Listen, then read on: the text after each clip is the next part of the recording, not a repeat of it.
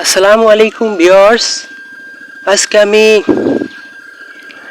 এই গ্রামীণ বাংলার বর্তমান সময়ে যে ফসল অর্থাৎ আমাদের বাংলাদেশের যে প্রধান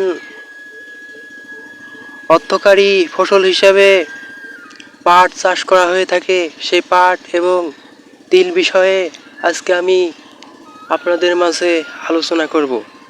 ভিউয়ার্স, এই মুহূর্তে কিন্তু আমি এই তিল ক্ষেতের ভুঁইতে চলে এসেছি। ভিউয়ার্স, এই মুহূর্তে আপনারা দেখতেই পাচ্ছেন এই যে এখন এই তিলের প্রত্যেকটি গাছে কিন্তু ফুল চলে এসেছে এবং তিলও কিন্তু সম্পূর্ণ হয়ে গেছে, কিন্তু এখনও তিল পাকেনি। এই যে প্রত্যেকটি গাছে দেখতে পাচ্ছেন তিল কিন্তু চলে এসেছে। এই যে আমি হাত দিয়ে তুলে বের করে দেখাচ্ছি, এই যে দেখতে পাচ্ছেন কোয়া কোয়া চলে এসেছে। এই তিলগুলো কিন্তু এখনও এই যে পাকেনি, কিন্তু সম্পূর্ণ দানা হয়ে গেছে। এই যে আপনারা দেখতে পাচ্ছেন সম্পূর্ণ দানা হয়ে গেছে কিন্তু এই তিলগুলোর, কিন্তু আর পাকতে 10 দিন মতো লাগবে এই তিলগুলা। ভিউয়ার্স, আমাদের দেশের কৃষকেরা এই তিল কিন্তু অনেক পরিমাণে চাষ করে থাকে। এই যে আমি হাত দিয়ে দানা আপনাদের বের করে দেখাচ্ছি, এই তিলের কিন্তু তেল হয়, তিলের তেল হয়। এই যে আপনারা যে এই মুহূর্তে যে ফুল দেখতে পাচ্ছেন, এই ফুল থেকে কিন্তু মৌমাছিরা মধু সংগ্রহ করে তাদের চাকে নিয়ে যায় এবং এই তিলের কিন্তু মধুও হয়।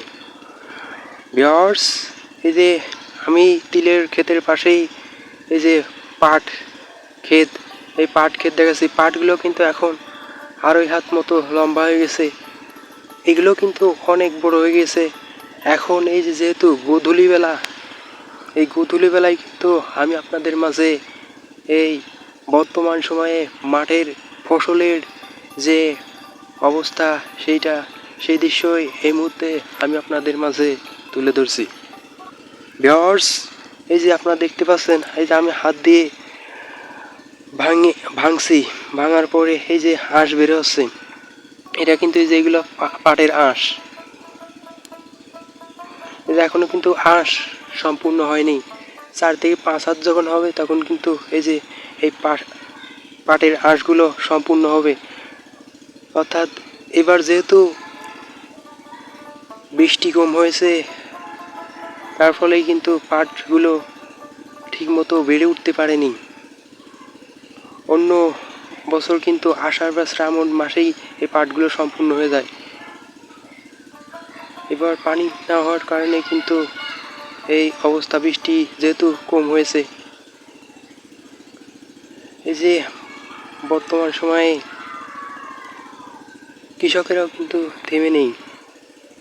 এই যে আপনারা দেখতেই পাচ্ছেন, এখানে কিন্তু আমাদের দেশের কৃষকেরা কিন্তু কঠোর পরিশ্রম করে থাকে। এই মুহূর্তে আপনারা দেখতেই পাচ্ছেন। ভিউয়ার্স, আমাদের দেশের কৃষকের বর্তমান যে কঠোর পরিশ্রম, এই পরিশ্রমের ফলেই কিন্তু তারা তাদের এই ফসল পেয়ে থাকে। এই মুহূর্তে আপনারা দেখতেই পাচ্ছেন। তো ভিউয়ার্স, সবাই ভালো থাকবেন। আমি নেক্সট ভিডিও ফিরবো অন্য কোনো বিষয়ে আলোচনা নিয়ে।